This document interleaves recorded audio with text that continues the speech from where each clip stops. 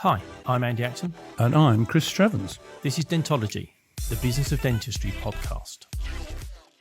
Sometimes you meet people where they just think on a different plane, and it takes you a while to get up to speed what they're talking about because of their... yeah, definitely. It feels like it's the brain the size of a planet. Really. Yeah. And probably so much going on within him. And I thought it was a fascinating story. It really was. Actually. It really was. But I also love that his career has spanned kind of the end of analog. I mean, it's still here analog, Yeah, but the end of analog and the beginning of digital. But he's really embraced that in every sense of the word in terms of designing new solutions and trying to really push the boundaries of what is acceptable and what can be done. And wanting it to bring to wider, that's the interesting thing. It's almost a sort of, and this is probably a really terrible analogy, but like when Henry Ford produced the Model T, he is obviously hell-bent on producing the Model T of scanners. Yeah, getting people off horses into cars. So as everybody can access a scanner because he believes strongly, so strongly, in the benefit to patients and dentists alike. And I love when we ask him the question about what's the critical skill you need to master to be an entrepreneur. What a great answer. Yeah, and we'll leave that one hanging because people can get the answer. It wasn't the one I thought. No, it was really good. Really, really fabulous episode. Yeah, it was great. It's another Monday morning, which means we have another exciting guest to talk to with. With a cup of coffee, ready and waiting to be drunk. Absolutely. It'll be exciting, this one. I'm looking forward to it. I didn't get a coffee ready, to be honest, guys. I wish I would. Oh, man. No, that's in the rules. The rules are you got to we should send that in a note, shouldn't we, really? Please come with a coffee. Exactly. So this week we've got a very special guest. We've got Dr. Professor Adam Nulty joining us, Principal of Dentists on the Rock and the Digital Smile Studio, co-founder and president of the IDDA, and also creator of ScanLadder and other dental products, which I'll be interested to find out about because there's quite a few patents lurking in the background as well. Sounds intriguing. Welcome, Adam. How are you doing? Hello. Yeah, good, thanks. No, thank you very much indeed for joining us. It feels like we've got quite a lot to get through because you've got a number of arms to what you do, haven't you? I don't even know what I am anymore. I'm not a dentist. I don't know. At some point, as I sort of migrated to being something other than just a general dentist, and it's interesting. Yeah, it's an exciting time to be in the profession. A very exciting time to be. Lots in the of change, and times are changing. They are. Before we get to you being a dentist, owning practices, the whole digital revolution that you're part of, can we kind of roll back to the beginning just to get a sense of who you are? What was your childhood like? Where did you get brought up? Are there siblings? Where's that accent from? Yeah. I don't even know what my accent is anymore. Originally, I was from Manchester. Right. So I try and tone it down a little bit now for working in London. The Bury accent sneaks out sometimes. But I think over time it's probably changed just because I've been around Chris, Quintus, Patrick from all over the world teaching and things. My wife's from Middlesbrough, so I say sometimes, which is interesting. But it's funny because I thought I had you down for Northeast. Yeah, you can thank Louise for that. Yeah, that's weird. I was thinking, that sounds a bit like a Sunderland accent. It's a funny thing. So my father's from Manchester. He was from the east side over in Openshaw, and he qualified as a teacher. So he went to Chester College, but he came to London in his 20s, met my mum and stayed in London ever since. But he occasionally goes back for reunions to his college, and so he's been in London for 60 years. He's 83 now, but when he goes back, he's in Manchester for like 2-3 days, and when he comes back, he's got the accent back. It's crazy. Those regional accents are mad. I'll probably do the same when I head back there. But yeah, I mean, I grew up. I was born in Bury, qualified in Leeds, and then went back to Bury. My family are all from Liverpool and over that way, and probably from Ireland before that. But the background of me, I guess, probably was just a naughty teenager that somehow got into dentistry because my dad was a dentist, and I don't think I actually wanted to be a dentist, if I'm honest. I think I'm going to sound awful saying that, but I went into it because he was doing well. And I was a geek, I was playing with computers and taking them apart and soldering things. I try and get my son doing it now because it works well with technology. But Mm. yeah, I mean, I liked art, I liked technology, and I did a lot of that before uni. Even at uni, if it wasn't for me and my wife, and she sat over here so I can say this, but I've been with her now this year, um, 20, 24 years at the end of this year. Wow. So, Brilliant. if I wouldn't have met her, then I probably would have been a disaster. But yeah, she kind of pushed me towards doing well, and I went through uni and went back to working with my dad. But I mean, don't get me wrong, I love dentistry, Mm. and I'm glad I did it, but I didn't set out to do that. And Mm. when I went into dentistry, it was probably for the wrong reasons, Mm. family pushing you for this, that, and the other. Mm. Yeah. But then through happenstance and meeting the right people, some of which are in the room right now, Mm. some of the digital things, which is again what we'll talk about, Mm. probably what set me on the path that I've been on. And yeah, I've kind of gone full circle, Mm. and I'm still that kid that played around, Mm. With computers, with yeah. computers and taking things apart and soldering and coming up with new things. But I there's mean, an engineering element, and you said you liked art, and mm, actually, that's both of those are core components to dentistry. So it perhaps isn't hugely surprising you ended up there. But we also see a number of dentists who are first and foremost entrepreneurs who happen yeah, to be dentists. And from your description, I sense that perhaps you could have gone into a number of different avenues in a number of different industries or yeah, professions, and but there I've, would have I've still got been that I've got other family entrepreneurial. members who are salesmen and stuff like that, Right. or work in insurance, and I could have done in Yeah. different things, but Almost I'm dentistry I'm a by great believer in osmosis. everything happening for a reason, Mm. Yeah, and yeah. I'm glad where I ended up. To give you a little story, which might be a fun one, probably, I don't know. When I was 13, 12, maybe, back in the days of VHS tapes. I obviously to back up friends' home videotapes. So to be able to record from one VHS to another, you had to use a thing called a macrovision. Well, sorry, you couldn't record from one to another because of a signal that's in the VHS analog wave called the Yeah. macrovision signal, which basically means if you record from one to the other, it loses that, and then you have to. Um, it creates an anomaly in the second recording so that you get black and white bits and you can't play it properly. Mm. So I downloaded that wavefront and created a little box with a SCART input on both end, Oh, wow. programmed a little chip so that it would Flip. take that signal out, and You could do doing that sort of thing. dodgy copies of VHS. No, no, I would never do no. that. I would As, never as do Adam that, said, Chris. he was back. Obviously not. No, As sorry, Adam said, sorry. it was backup Exactly. copies for Yeah. his friends. Oh, that's it. Sorry. Exactly. Yeah. No, But yes. but Sorry. yeah, Yeah. Of course.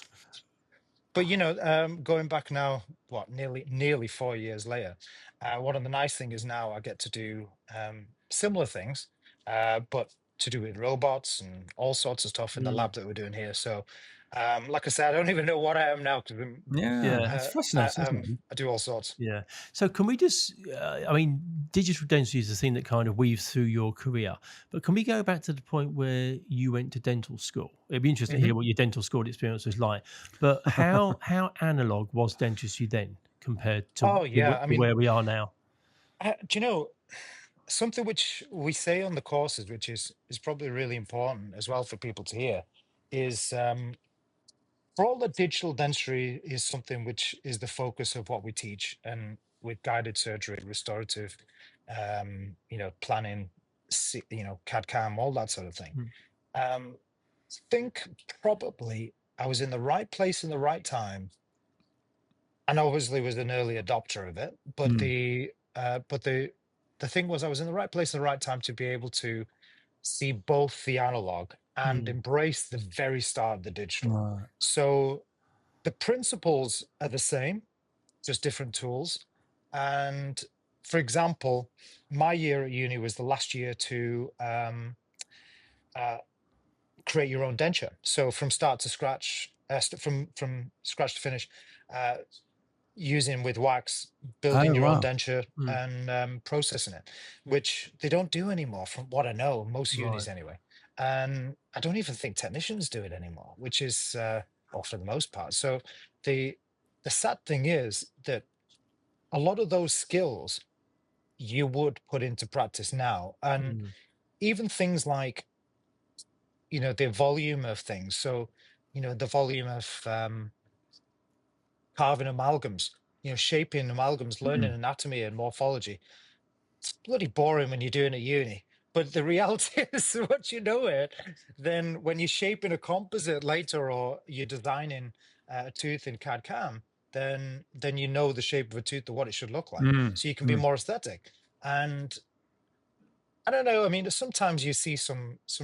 I don't want to be critical, but you see some composite bonding cases where some of those principles have either been lost or ignored, or maybe they just didn't know because they Ah, didn't yeah. cover things.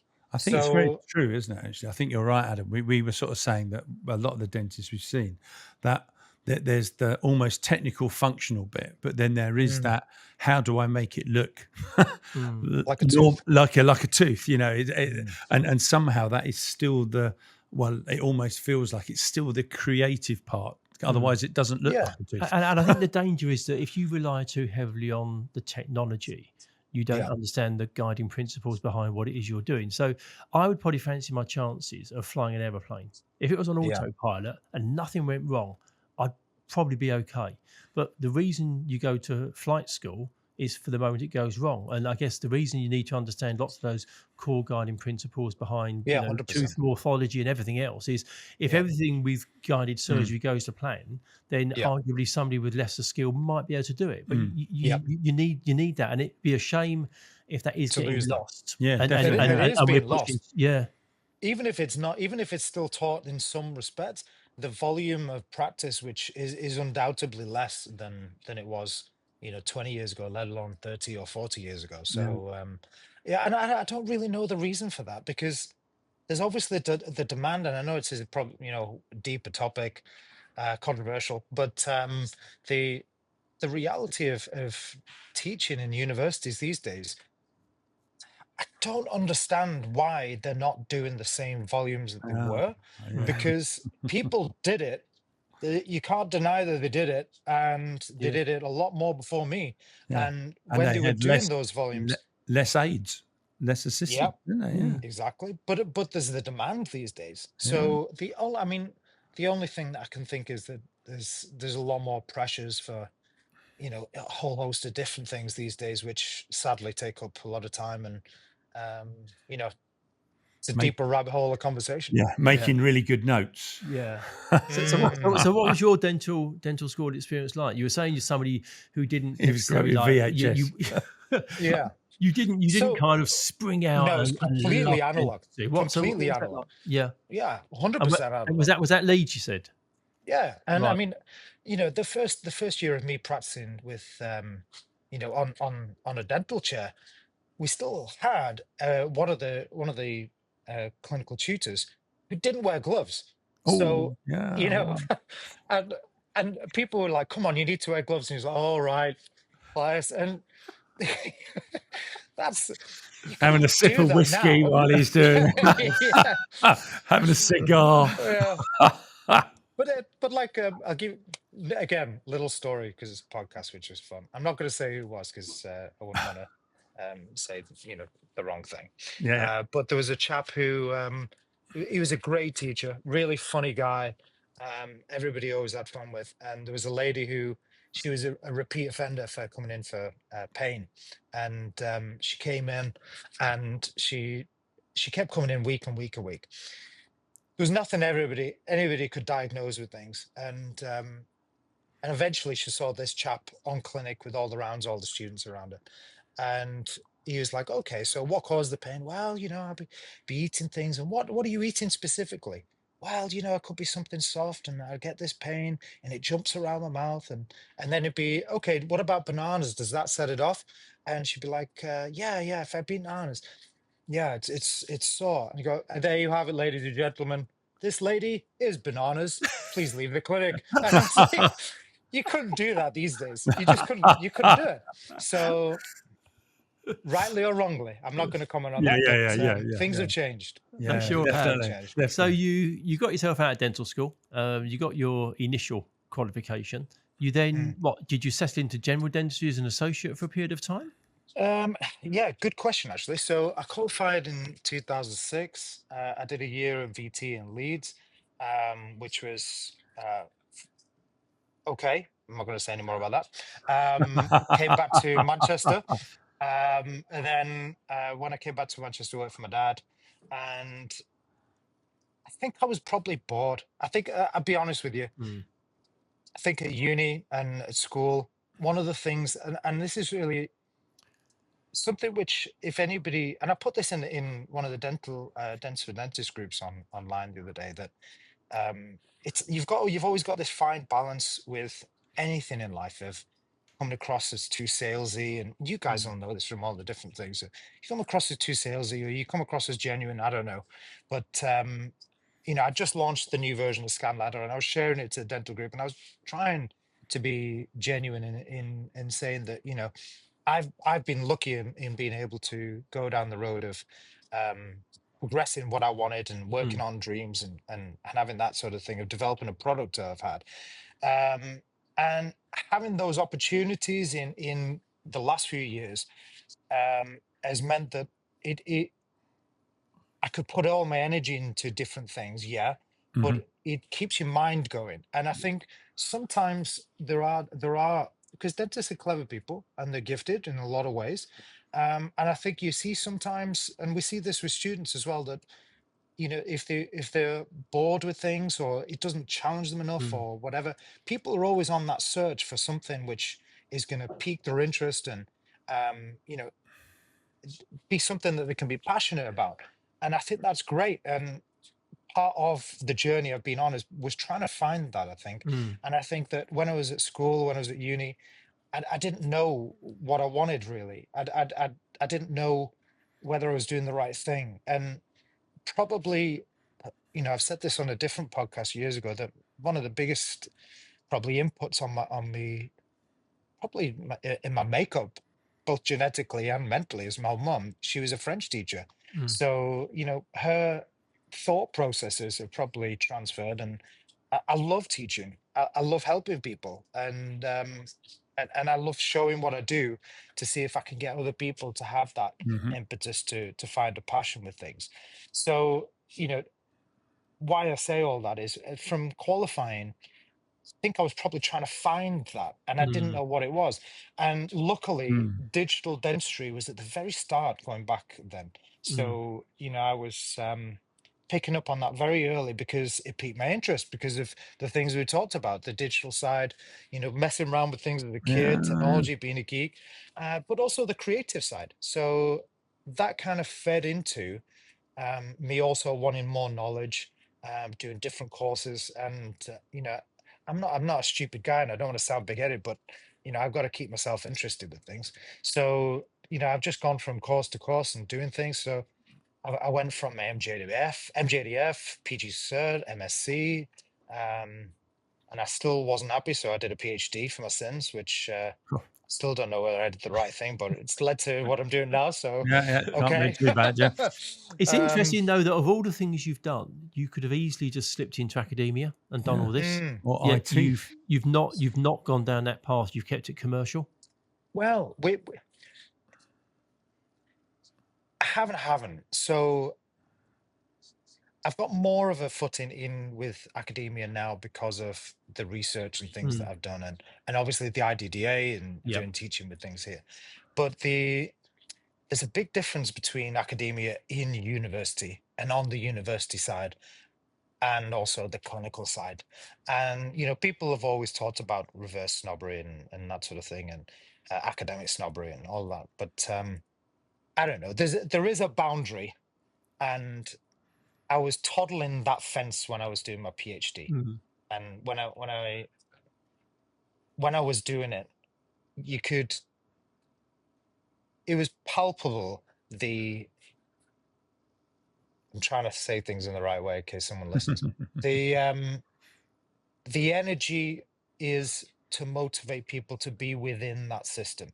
mm, And my personal path was not in that system because I wanted to create new things. I didn't want to have what I create become owned by the university. I didn't want to create things and patent things for it to go off to, you know, company heaven somewhere. So, I wanted it to be mine, and I Mm. wanted to research the thing that I enjoyed. So I think that if I was to criticize one thing about the academic schedule, the academic um, path, I think that there should be more support for clinicians who are outside of that system, who Mm. want to cross the boundaries, because people are people, and if people enjoy teaching, surely that's a good thing. Mm. So Mm. that's the feeling I got from it anyway, and Mm. maybe I'm wrong. So then the next chapter, in terms of you as a dentist, you're the principal of Dentists on the Rock and the principal of, or co-principal of Digital Smile Studio as well. Did you always see that you would be a principal? Was that part of the pathway to enable you to do to do some of Princess. the to do some of the advanced digital things that you're doing now? Was owning a practice critical to give you that platform to do some of those To things? try stuff out. 100%. Yeah. Mm. So again, to go to step back. So when I was working with my dad, I worked for my dad from 2007 to 2000 and early 2015, Oh, and quite a long time.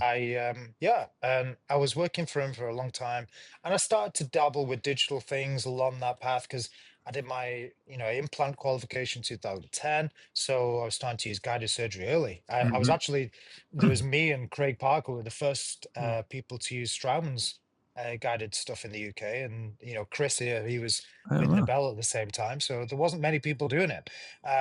So then that led on to me, dabbling with Ceric and things like that, the Mhm. older versions, and then it got to the point with because I was on my own in a practice that was my dad's second practice. It was just me, Mm. and I was basically running everything bar paying the bills, and I got to the point where I thought, do you know what? Why am I doing all this but just paying the bills and Mm. not paying the bills? I might as well run it and pay the bills and it'd be mine. Mm. So I offered to buy that out. My dad didn't want to sell it.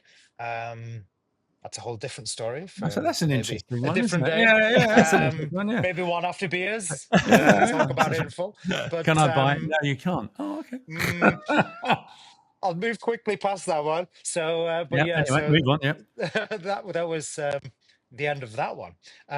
So then I set up my own place, and when I set up my own place, it was from the get go a 100% set out for entirely digital way of Yeah. thinking, Mm. because I could, because it was a blank canvas. So I bought an Yes, old yes, jewelry store. but it's interesting you say that, Adam, because Yeah, if you had bought your dad's practice that was established and most typical dental practices I are wouldn't be working here with now. equipment that would have been No. 10, 12 years old, you could have Mm, just slipped into Mm. running that. But the general, fact that you started with a blank canvas and you yeah, could digitize from day one. Expensive though, in 100%. those days, Yeah. I'd imagine digital. It was, Oh Yeah. yeah. man. It still is for some people, but we're going to Yeah. change that.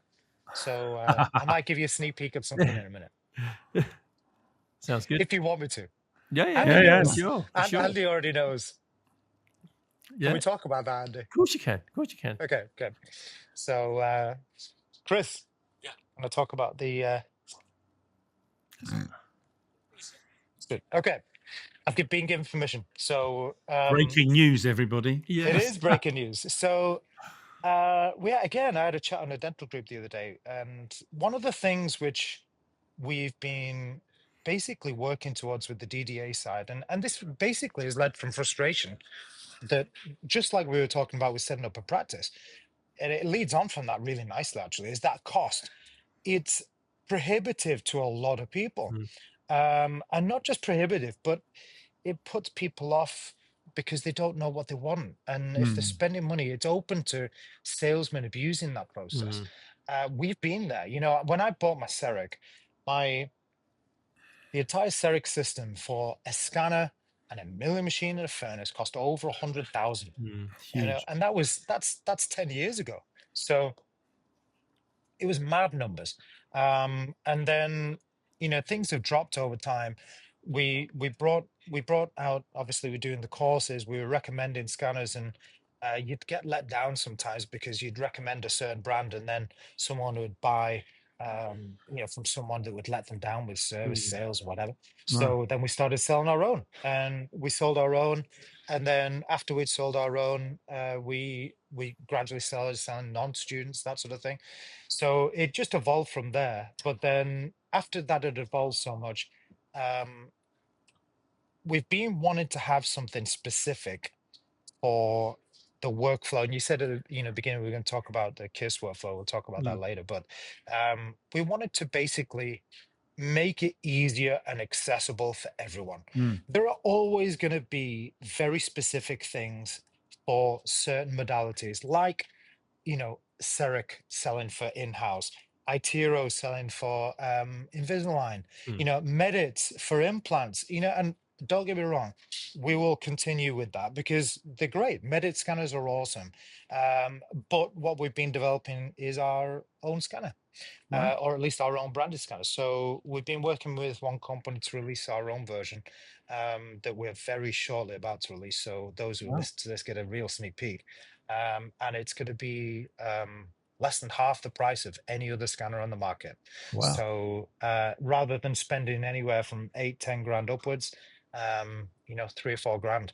So what the idea of that was, it's just going to be no frills. It's not going to have the functions that some of them has. It'll have Mm. some functions which are nice. It's not going to be the best scanner. It's going to be the scanner to get you to be able to scan. So if Yeah. you're an associate, so that you work in a practice, which happens a lot, where, like you said, if I would have stayed at my dad's practice, Mm. I wouldn't have had that opportunity. So if you're an associate and you're working and you can't invest because your principal won't buy something, you're not going to invest to set up his practice, Yeah. but you might spend 3 or 4 grand, just like you would on a good set of loops, to have your own scanner and carry it around in a nice Mm. briefcase. Yeah. So the idea of it is to open it up, because again, a bit of a side tangent, but the UK is really, really behind the rest of the world in terms of digital. Mm. We've been here trying to push this thing for many years now with different courses, but all credit to Europe, the US.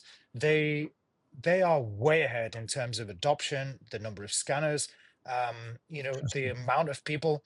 In private dentistry, it's a little bit different in the UK, but for the most part, the NHS dental practices, it might be 10%, it might be 5%, it might be 20%, but it's certainly not what it is in some place Is in Europe is where it's is is it 80, 90%. yeah, Wow. is investment part of the barrier to that? You were saying I that think so. the one that you're, because I think we're all prone, if you like gadgets and gizmos, you're Yeah, prone to buy things and you don't always use all the functionality. So what you're yeah, saying is by pairing it back to a baseline scanner, yeah. I It's guess just the instead of impressions. yeah, Yeah. Yeah. the entry point becomes more palatable from an Yeah. investment, but also Yeah, from an adoption point of view as well. Yeah. Because at that sort of price point, you could try it, Well, you and get if yeah, you, it won't take exactly. long to get cost recovery yeah, over yeah, gunk and goo, will it? yeah.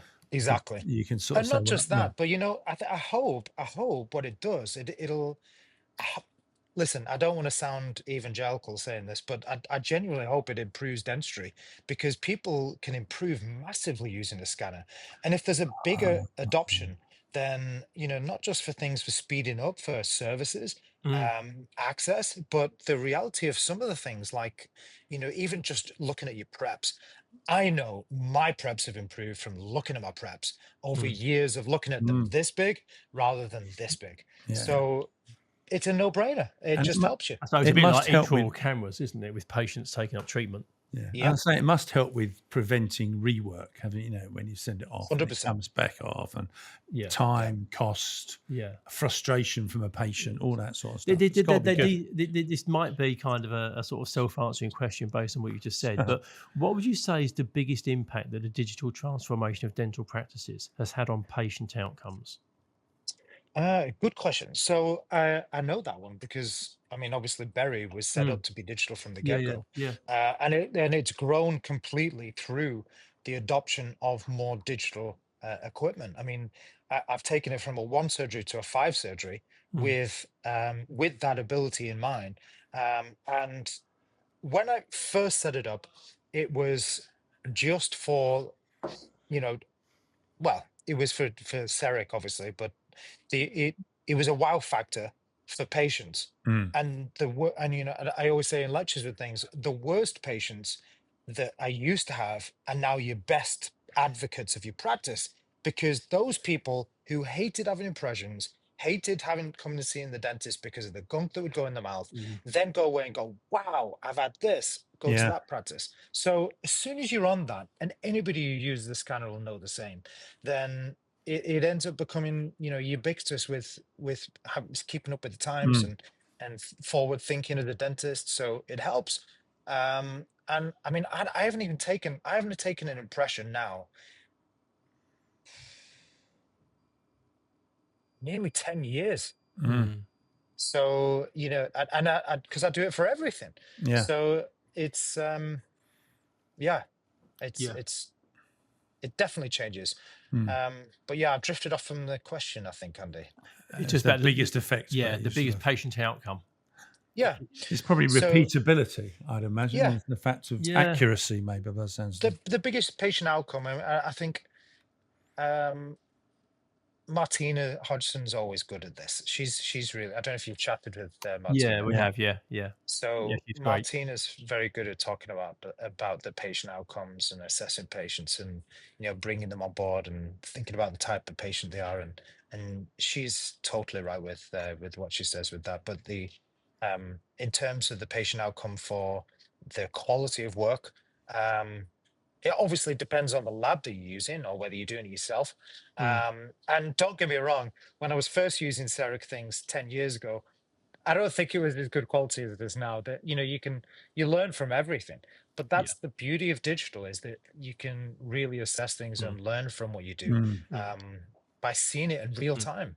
But Mm. also, you were in really early At the doors. beginning, yeah. So when anything new comes in, it feels really amazing at the time. But then Mhm. 5, 7, 10 years on, you look back and you think, geez, like what were we doing? Well, It do you, was Well, do you do you know remember what when we though? used to Sorry, value? go I on. mean, sorry, I was going to say, Adam, one of the things that I always remember is when we used to go out on valuations, which would have been the early 2000s, Mm. wasn't it? I suppose. And you'd have people with these CEREC machines and their furnace and their milling machine, and they wouldn't use it. We'd Yeah. say Yeah, to well, them, that it's is just exactly mad, how isn't we it? set this up. Completely So bonkers. Yeah. So yeah, that cost you because 70 grand, and there yeah, was no training though, I Chris. used It it Yeah. was four just times, none. Adam, and I didn't like it. Exactly. So, like, I bought mine and I wanted to use it for guided surgery, and I was literally sold it because they specifically said to me that I could get an STL of it and bring it into my guided surgery software. That was just a barefaced lie at the time, because they knew that I couldn't. I had to get extra software and I had to run it through a converter online and mess Seriously. around. And Ah, it was right. only because I'm like I am that I Yeah. managed to get the STLs out of it to use. So the it was run by salesmen, Mhm. and Yeah. it they didn't care about whether you used it afterwards, and some of them still don't. They just want that scanner in your surgery. Yeah. Yeah. And so that's what we tried to do differently from the outset, with setting up small courses, and then the PG Cert and diploma and masters was to just empower dentists to be able to use the technology for the patient outcome and Yeah. to Mm. actually know what they're doing with it, Mm. because the scanner is so much more than just using it for taking impressions. Mm. It's a backup. It's a not just a record keeping, but it's a consent process. It's an educational Mm. tool.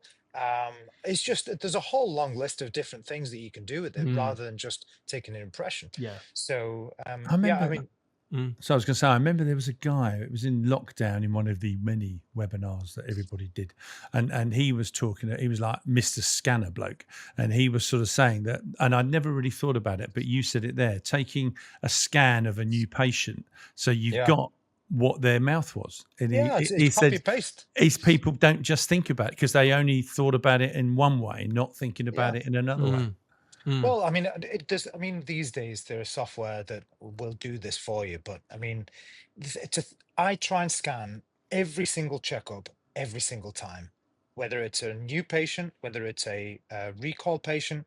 I can say what's changed. I can Mm. see what's changed, I can go back to what was before if I want to, if I want to restore it. Mm.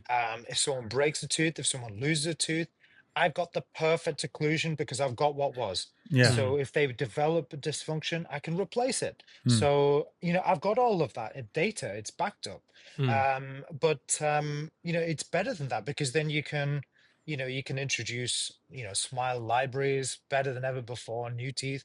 I'll give you an example of it. It's a really cool story. So, Christian Coachman.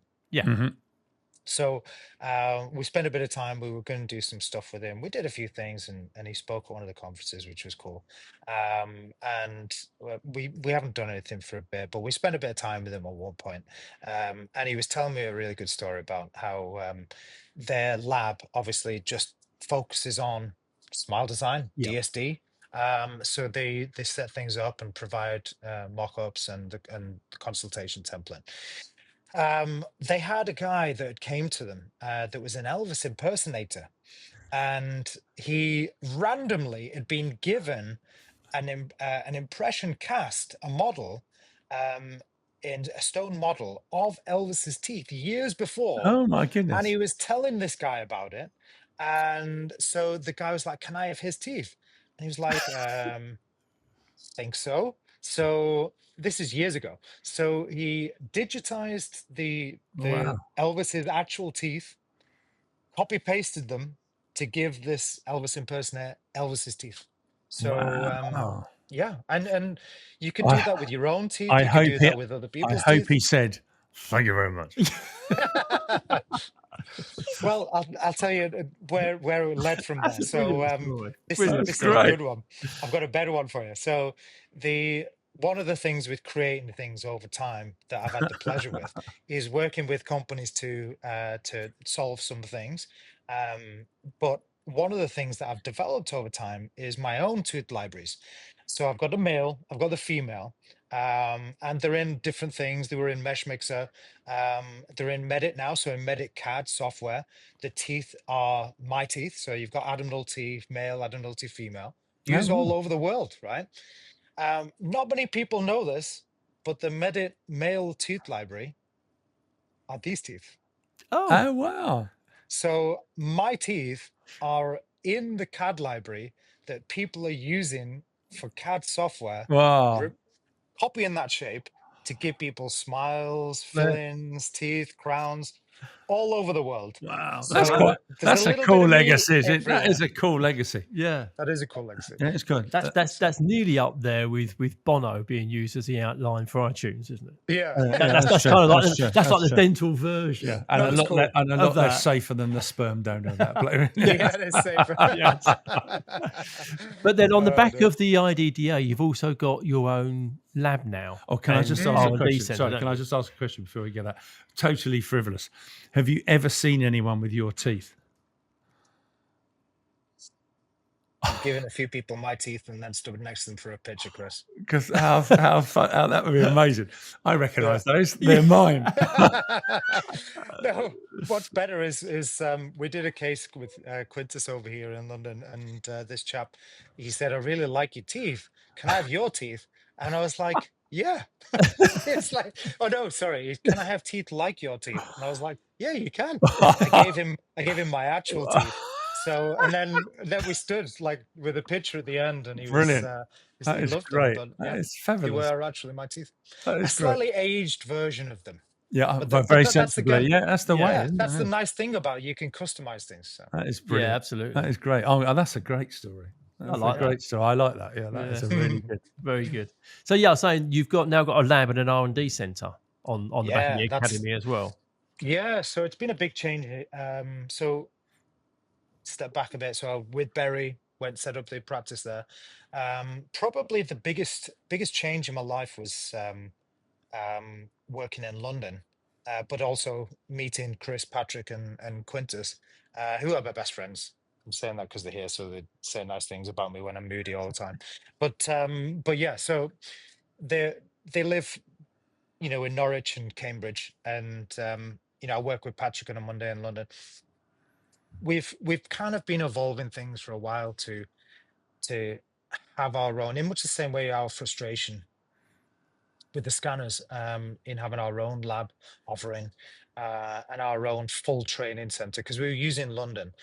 But the reality of it was that it was too small and it didn't have enough facilities for students for hands-on.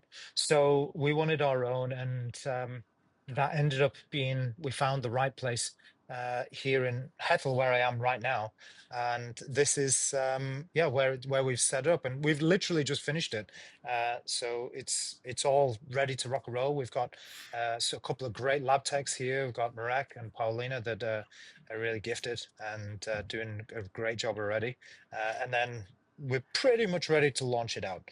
But the main reason why we picked this place is it's at Lotus's old development center. So Ah, okay. it's Hethel Engineering Center, which is in between Bury St Edmunds and Norwich.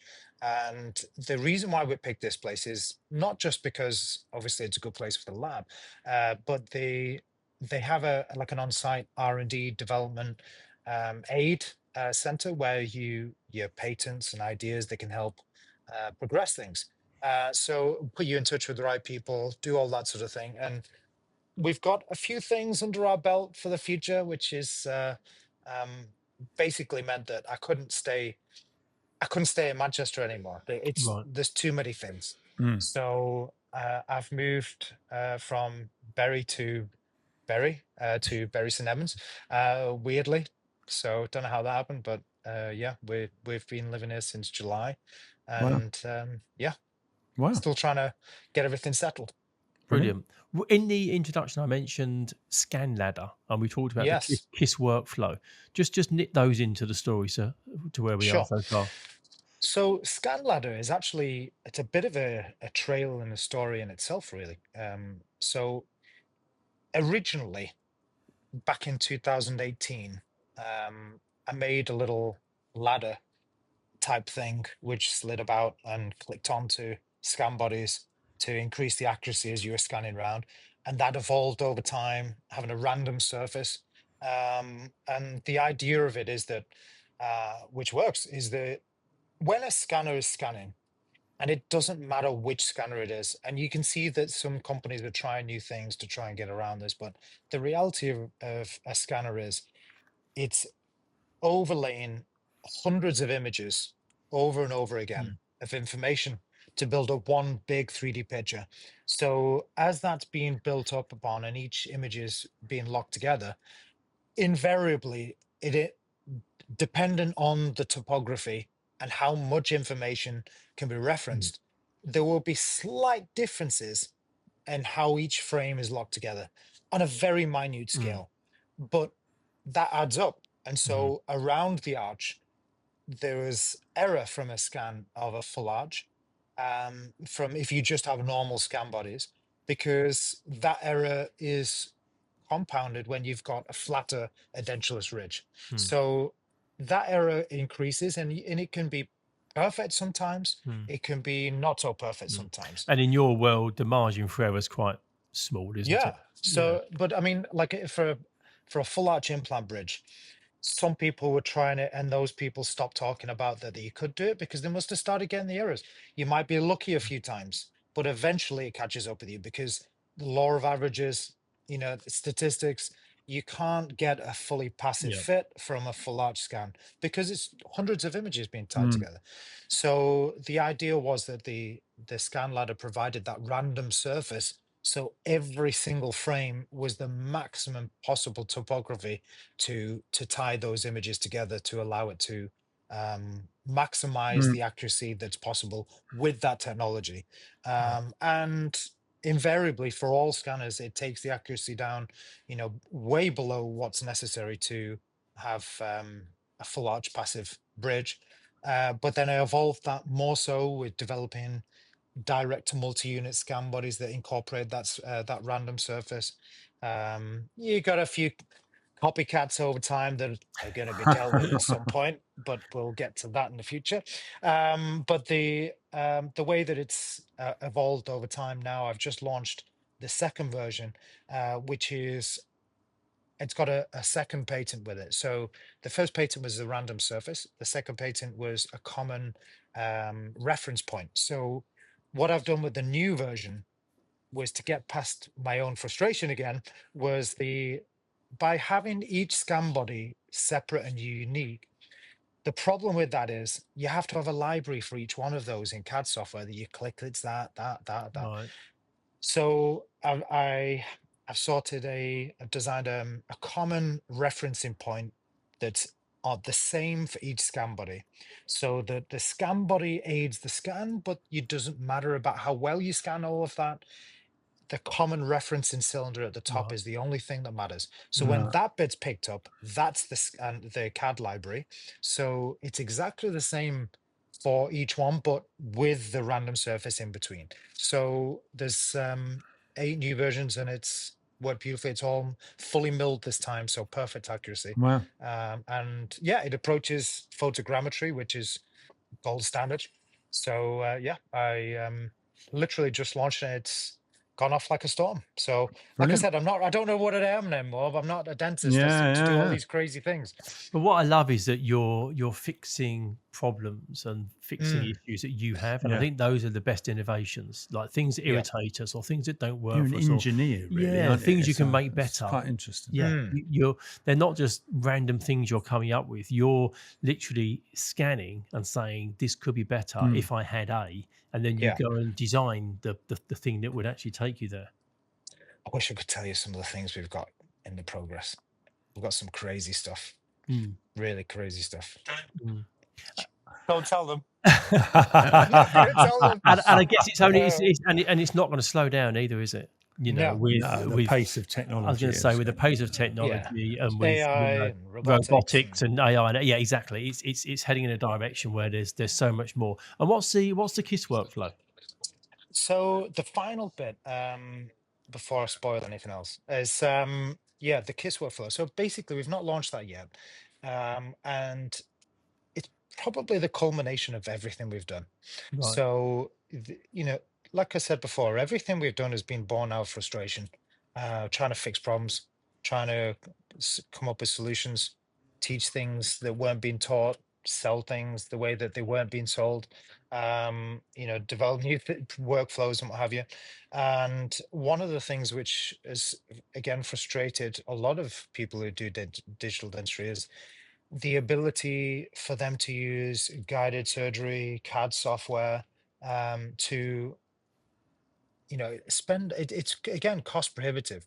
Mm, So we've been putting together an ecosystem, and an open ecosystem. And it's important to say that, because a great ecosystem works well when it's closed, and it does what it's intended, and it doesn't need to have any external connections. So Seric is a really good example of that, where mm, the system works beautifully. And if you're doing in-house dentistry, Seric's still great, because everything connects, everything works. It doesn't do designs as well as Exocad, and if you want to tie in with other things, you have to jump through a few hoops. mm, But it's not designed for that. So Mm. the closed system that is, and it's more open than it used to be. So it's unfair to say it's completely closed, because it's not. But what we wanted to create was a workflow that worked for clinicians. So I don't want to give all the details away yet, mm. but basically, it will cover pretty much everything from consent all the way around to design, lab, implants, everything, CAD, guided surgery, Right. scanning. So it'll be Wow. an ecosystem. Yeah. Wow. So again, I suppose in terms of providing accessibility to digital dentistry, Yeah. it puts it all in one place and makes it easier for people to adopt it. Makes it doable. Yeah. Yeah. Yeah. Which And is open cool. if you did want to do other things. That's the Yeah. important thing. Yeah. Mm. So you Adam, can pick and choose. based on your career experience, what's the critical skill you need to master to be an entrepreneur? If you had to distill it down to one thing that is non-negotiable, what is it you got to nail? That's a good question. You're only allowed one, which makes it really hard. Passion. Mm, Interesting. I think if you don't have passion, you get frustrated very easily at different things. and you don't get over those frustrations. If you don't have passion, then you're never going to end up in the right place. I think and I think you've got to be a firm believer in where that place is, and I think that probably leads to how I was saying to my kids the other day about when they were doing something naughty, and I gave them a really good idea of things of sounds like the guy from the Matrix with cause and effect, and I always try and give the kids probably a real world thing. And if you want to be an entrepreneur and you want to develop things in dentistry or anything, I think you've got to have that end goal in place. If you've got that end goal and you're passionate about it and you want to have it, then work for it. But if you're going to get there, then it's cause and effect. You can't do things that conflict with an end result that doesn't suit that goal. What you do has to fit towards getting to that goal. And I think passion helps that a lot, because if you don't understand, or if you don't have the heart for it, then whatever it is you're working towards, you'll make the wrong decisions, and cause and effect, you'll end up not at that goal. So I love that answer. It's like that. What was that thing that, if you want to go somewhere, you decide where you want to go, and then you choose your start point. Because if you don't know where you actually want to go, you go all over the country. That's right. Yeah. That's exactly it. That's exactly it. Yeah. So, like, to give you a good example, so I mean, I've learned a lot from developing the scan ladder stuff, and I don't say this just to talk about it, but because I have the process over years. I'm not a company. I'm not a factory. I'm not an engineer, and I'm a dentist, and I knew what I wanted. I wanted to solve that problem. That was the end goal. And I've tried different things, and I've had some issues, and I've had some errors, and I've dealt with them and then corrected them to get that to that end goal. And that cause and effect gets you there if you know what that end goal is. So, I mean, and you can change your goal, but it's what you do has got to count for fitting in with that. Absolutely. That's good. Adam, we've got to the point where we've got a couple of questions for you before we can let you get back to your digital world. Inventing. Okay. Yeah. So the first one is, you're a fly on the wall in a situation. Where are you? Who's there? What's going on? Now, this is the point where do I give you the honest answer and be controversial, or do I not? And Louise is probably going, don't do it. Oh, don't play it safe. No one's listening, honestly. Oh, God. Now or just in general? Whatever you want. Whatever you want. We're not going to let you out. All you're doing is, I recognise your style. This is a delay tactic while you work out what it is you're actually going to say. What was your instinct? When I asked you the question, what was your instinctive answer? I would love to be in the room with Elon Musk telling Donald Trump what he's found behind the scenes about the corruption going on. I'd love to know what's actually going on with things, because I think there's probably a lot more than we know about.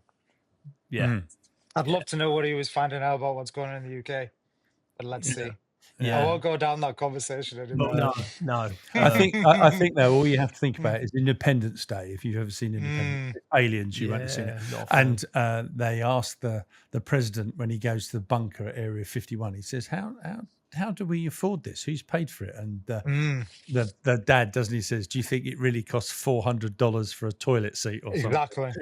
And there's all that's why I say I'd love to be a fly on the wall, because it could be all sorts. Oh, it's amazing. Isn't it? Yeah.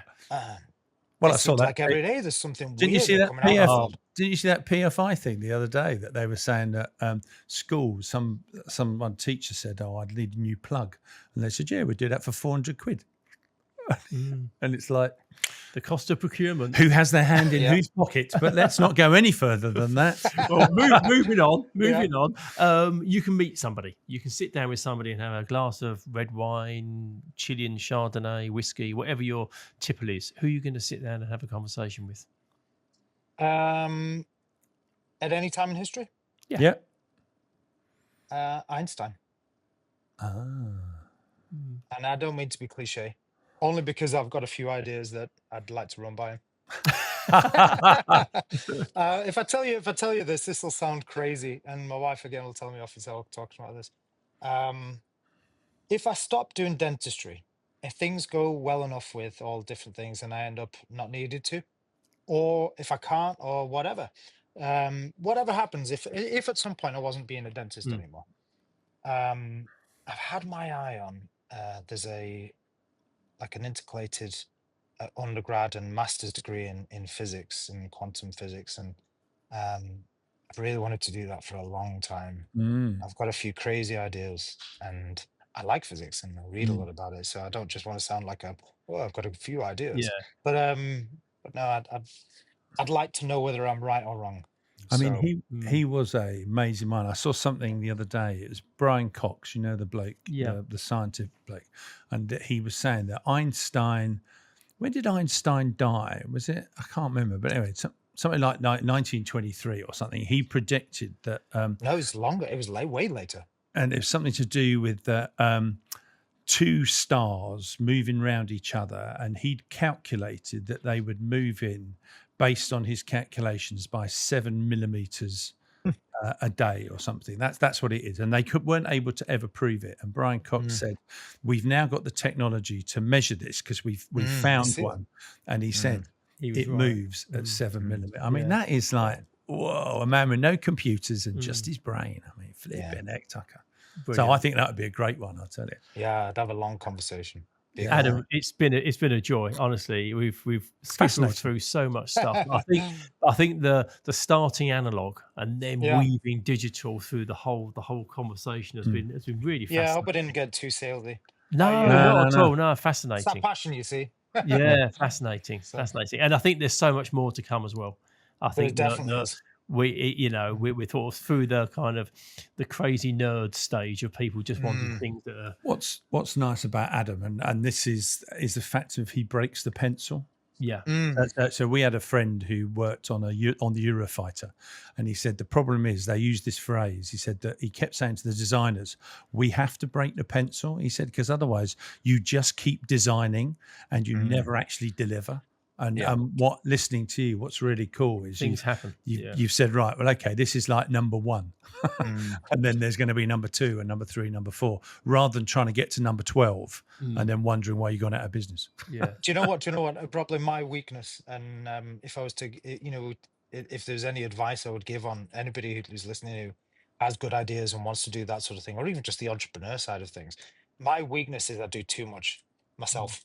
So exactly what you were just saying, Chris, but I think that I've got better at it. I have got better at it, but it's hard for me is to delegate and spread out what needs to be done, because I do too much, and then I get stressed. And the older I get more stressed. But I think the best entrepreneurs that you hear about and see are the people who build the right team underneath them and delegate things in the right way, so that it's not just them. People don't work on their own; they work in a team. Yeah. We like to be in tribes. As a Thank you for listening to this episode of Dentology, where we discuss the Adam, business of wonderful. dentistry. If If you like what you heard, please do subscribe where you found this episode. That would be amazing. And also follow us on Instagram. Thanks very much. Cheers, Adam. Thank you.